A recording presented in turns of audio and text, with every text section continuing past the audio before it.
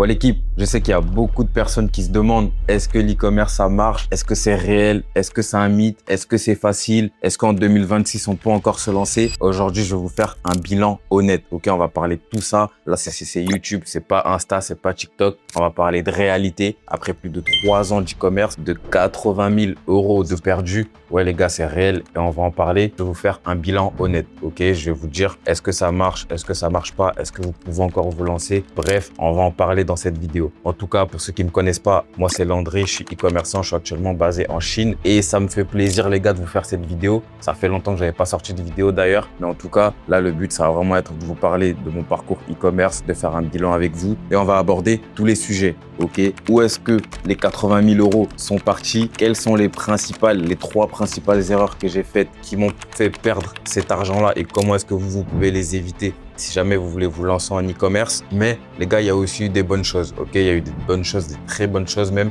et vous verrez également où j'en suis aujourd'hui. Donc, je vais plus tarder, on va tout de suite se lancer dans le vif du sujet. Et restez bien jusqu'à la fin puisque je vais vous partager le système que j'utilise aujourd'hui pour faire encore des milliers d'euros par jour en e-commerce. Parce que ouais les gars, les choses ont beaucoup changé, surtout avec l'intelligence artificielle.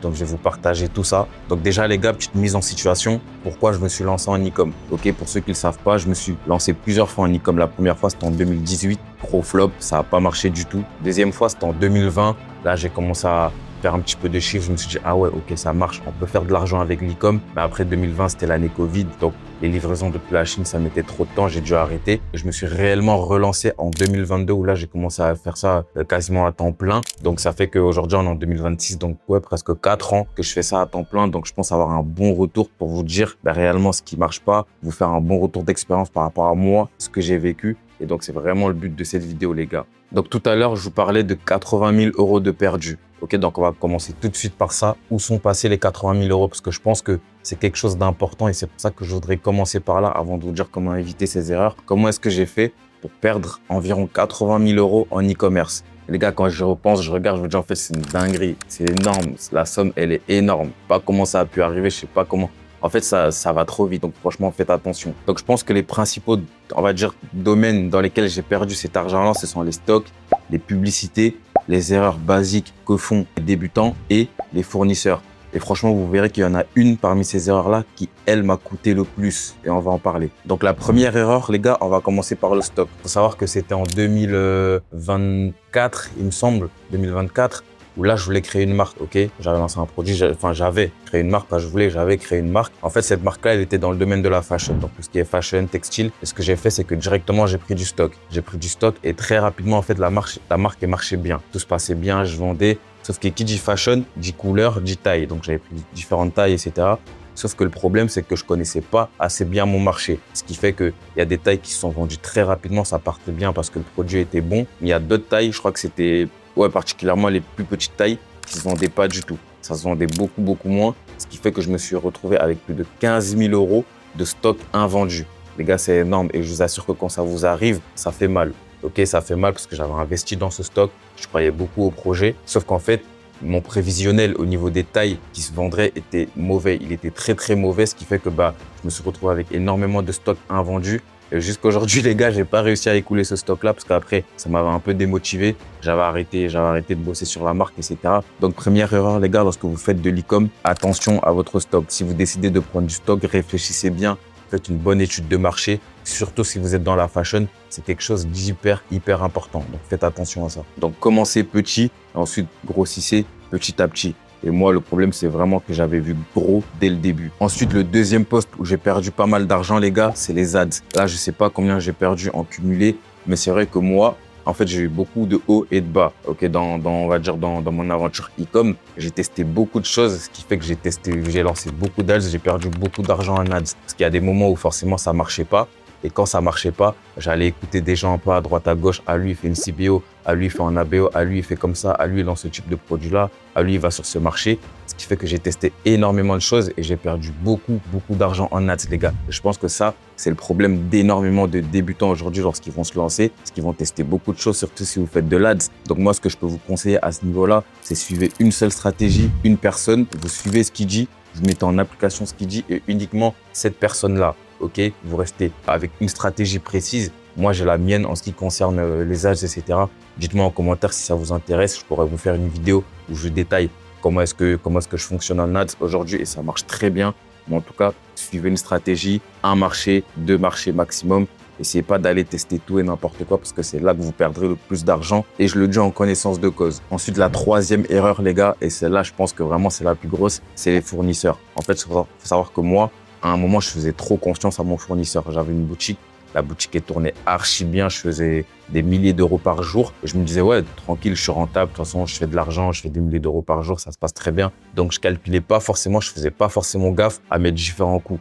Et c'est là qu'était l'énorme erreur. Parce qu'en fait, ce qui se passait, c'est qu'il y a des fois où je n'étais pas vraiment rentable à cause des coûts de produits, des âges, etc. Mais je ne le voyais pas directement parce que je traquais pas assez bien mes coûts et surtout parce que je faisais trop confiance à mon fournisseur. Parce qu'en fait, mon fournisseur, il ne m'envoyait pas les factures des produits de manière régulière. Il allait m'envoyer une facture peut-être toutes les, je sais pas, 2, 3 semaines, 1 mois, voire même plus. En fait, dès qu'il m'envoyait la facture, moi, directement, je payais. Parce que vu que les commandes, il y avait des centaines de commandes qui s'accumulaient à chaque facture, ben, je checkais pas. C'est pas, je recevais des factures de je sais pas combien de milliers, voire de dizaines de milliers d'euros. Et moi, simplement, je payais, les gars. Et ça, franchement, ça m'a plombé. Ça m'a plombé parce que quelques temps, justement, après cette période-là, j'ai reçu une autre facture de mon fournisseur avec des détails, etc. Et il me disait que j'étais en dette auprès de lui de plus de 60 000 euros, les gars. Pourtant, moi, dans ma tête, tout était carré. À chaque fois qu'il m'envoyait les factures, je payais. Voilà, mes pubs, ça tournait bien au niveau de mes ads. Je voyais que j'étais rentable, etc. Donc, les gars, franchement, jusqu'à aujourd'hui, je sais pas vraiment ce qui s'est passé. En tout cas, la leçon que j'ai retenue par rapport à ça, c'est ne faites jamais confiance à 100% à votre fournisseur. Toujours checker les factures. Combien votre fournisseur vous demande, combien vous avez de commandes, quel prix correspond à quelle commande. Checker. Si vous êtes à un certain niveau, engagez même quelqu'un, un VA, un assistant virtuel qui va faire le travail pour vous au quotidien. C'est-à-dire que qui va checker combien chaque commande coûte en fonction de vos coûts produits, de vos coûts d'expédition. Parce que ça, les gars, c'est hyper important. Et si vous faites pas gaffe, je vous assure que votre fournisseur, il peut vous siffler des milliers d'euros comme ça. Aussi, le deuxième conseil que je peux vous donner par rapport à ça, c'est de demander à votre fournisseur de vous envoyer des factures de manière régulière. Certes, peut-être pour le cash flow, c'est pas idéal, etc. Mais au moins, ça vous évitera d'être dans des situations comme j'ai été là il y a quelques années. Donc vraiment, et ça, vous voyez, les gars, c'est la partie où littéralement j'ai perdu le plus d'argent. C'est vraiment avec mon fournisseur. Donc là, si on fait ces 60 000 là, plus les dépenses, les pertes en ads, les pertes en stock, etc.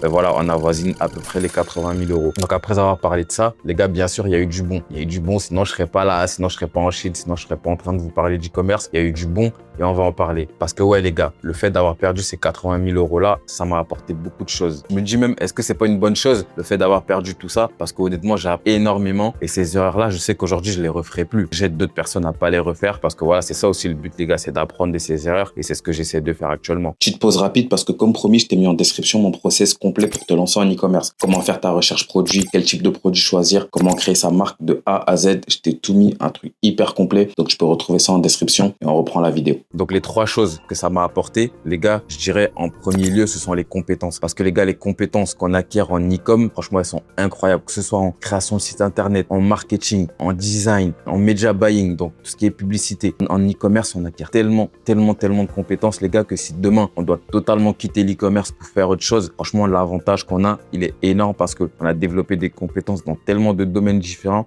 et parfois même de manière très poussée. Parce que l'e-commerce, ouais, c'est pas un business facile. Pourquoi? Parce que ça demande des compétences dans différents domaines. Il y a des business qui vont vous demander des compétences dans un seul domaine, que le design ou que le media buying ou autre. Mais l'e-commerce, il faut avoir des compétences dans tous ces domaines-là. Et je pense que c'est un réel avantage que j'ai eu aujourd'hui parce que aujourd'hui, j'ai des compétences qui me permettent de faire d'autres choses. Là même, je touche à d'autres business. Et c'est grâce à l'e-commerce qu'aujourd'hui, je peux toucher à ces autres business-là parce que j'ai les compétences, les gars. Et ça, c'est hyper important. Et la deuxième chose, les gars, c'est le réseau. Parce que comme je l'ai dit en début de vidéo, aujourd'hui, je suis en Chine. Ok, je suis en Chine. Donc, je me suis fait un réseau énorme pour tout ce qui est fournisseurs, etc. Parce que après quelques années dans l'e-com, je me suis déplacé, je suis venu m'installer ici. Je me suis fait un réseau énorme de fournisseurs, d'agents, ce qui aujourd'hui m'aide encore dans tout ce que je vais faire, que ce soit lié à l'e-commerce ou même d'autres business d'ailleurs. Et pareil, dans d'autres pays, je suis allé en Thaïlande, je suis allé à Bali. J'ai rencontré énormément d'autres e-commerçants là-bas. Et franchement, si j'avais pas eu ce parcours-là, si j'avais pas perdu cet argent-là, je pense que j'aurais jamais rencontré toutes ces personnes. J'aurais jamais le réseau que j'ai aujourd'hui. Et la troisième chose, les gars, je pense que c'est simplement l'expérience et les systèmes. Ok, donc,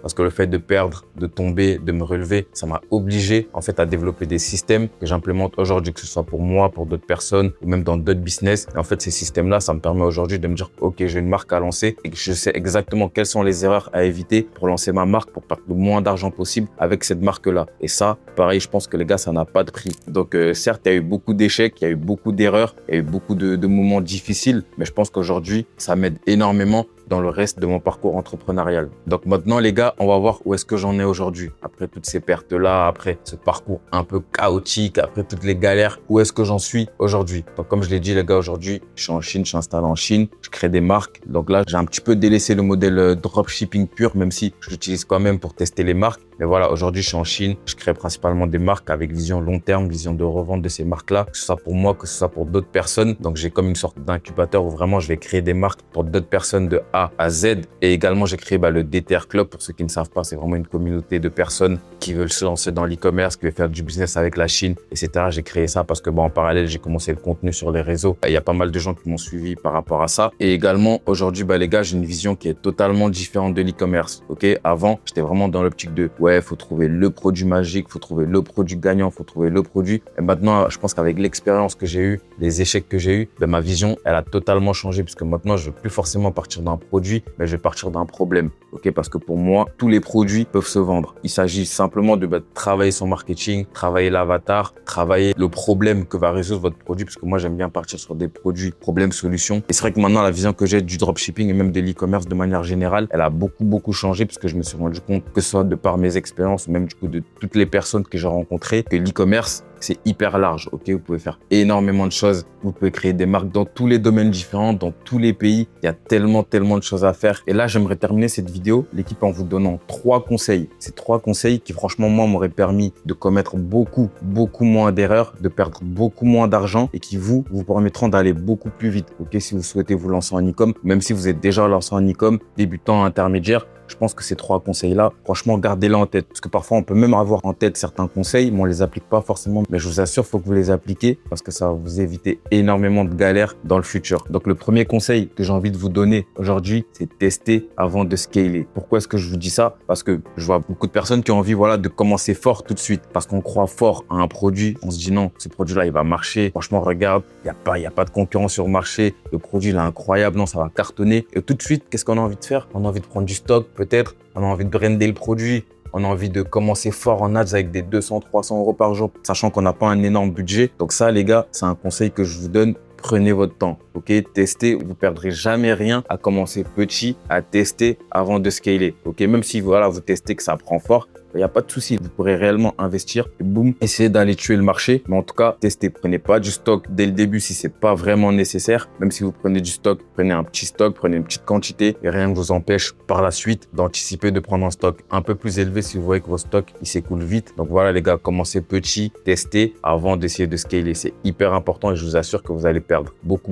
moins d'argent si vous faites ça. Et le deuxième conseil, ça j'en ai déjà parlé, c'est vraiment ne faites pas confiance à votre fournisseur ou votre agent, surtout au début. Contrôlez tout, soyez la police, contrôlez toutes les factures, contrôlez les prix produits, tout ce qui vous dit, tout ce qui vous envoie. Surtout au début, c'est pas vos amis. Ok les gars, c'est pas vos amis, c'est pas vos potes. Ils sont là pour faire de l'argent, pour faire du bénéfice. Vous aussi. Sauf que eux, ils ont un avantage que vous n'avez pas, c'est que eux, ils ont la vision sur ce qui se passe sur place, sur le terrain. Donc contrôlez tout, les gars, contrôlez tout, checkez tout. Et je vous assure que là, ça vous permettra aussi d'éviter de perdre pas mal d'argent. Ensuite, le troisième conseil que je vous donne, les gars, c'est que pour vous lancer en e-com, vous n'avez pas forcément besoin d'investir des milliers d'euros. Pas besoin d'investir des 5 000 euros, 10 000 euros dès le départ. Vous n'avez pas besoin. Après, je ne dis pas de vous lancer avec 200 euros, avec 500 euros. Non, franchement, si vous voulez débuter l'e-com aujourd'hui, et il y a un minimum de 1500 à 2000 euros de côté prêt sur votre compte pour vous lancer. Pourquoi est-ce que je vous dis ça? Parce que l'e-com, ça reste un business qui demande du budget. Certes, c'est beaucoup moins de budget que certains autres business, mais ça demande du budget parce qu'en ayant du budget, vous aurez une tranquillité d'esprit. Ok? Parce que l'e-com, c'est un business de testing. Ça demande de tester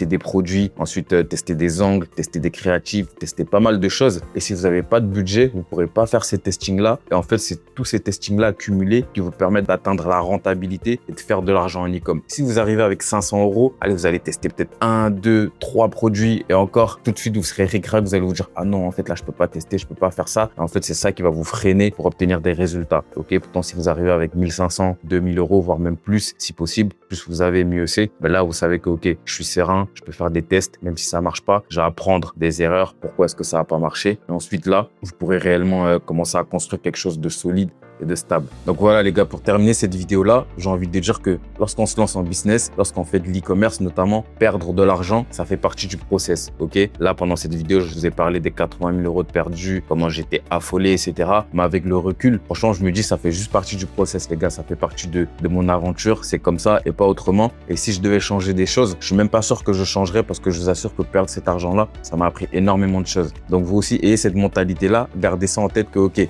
lorsque vous vous lancez un business, lorsque vous vous lancez en e-commerce, ok, vous pourrez potentiellement perdre de l'argent, mais ça fait partie du processus. Le plus important, c'est vraiment avoir en tête les erreurs qui sont possibles pour les éviter au maximum. Et moi, c'est pour ça que je sors des vidéos comme ça aujourd'hui. C'est pour que le maximum de personnes possibles qui vont regarder cette vidéo-là évitent de faire les erreurs que j'ai eu à faire avant. Pour moi, c'est hyper important. Donc voilà, les gars, si vous voulez vous lancer en e-commerce, faites-le. Franchement, l'e-commerce, c'est un business incroyable. Moi, aujourd'hui, honnêtement, c'est ça qui a changé ma vie. C'est grâce à ça que aujourd'hui, je suis à l'étranger, je suis en Asie, je suis en train de kiffer le processus. Pour moi, c'est le début encore. Les gars, je suis jeune, on est jeune. Il y a encore tellement de choses à faire. Donc franchement, lancez-vous, kiffez le processus et je vous assure que vous n'allez pas le regretter. Ok? Donc je pense que voilà, on arrive à la fin de cette vidéo. J'espère qu'elle vous aura servi. Et pour tous ceux qui veulent se lancer en e-commerce, qui ont besoin de plus de conseils, éviter les erreurs que j'ai eu à faire et implémenter mon processus, comment est-ce que je travaille aujourd'hui pour encore avoir des résultats en e-commerce sur le long terme, n'hésitez pas, premier lien dans la bio, vous pouvez réserver un appel avec moi directement et on va discuter pour voir si je peux vous accompagner ou pas en fonction de votre projet, de votre profil. Donc voilà les gars, j'espère que cette vidéo vous aura plu et là je vous promets, je vais essayer d'être plus régulier sur mes vidéos YouTube. On se dit tout de suite, je pense à la semaine prochaine. Une prochaine vidéo, ce sera un vlog en Chine. Donc voilà les gars, restez branchés. On se dit à la prochaine. Ciao, ciao.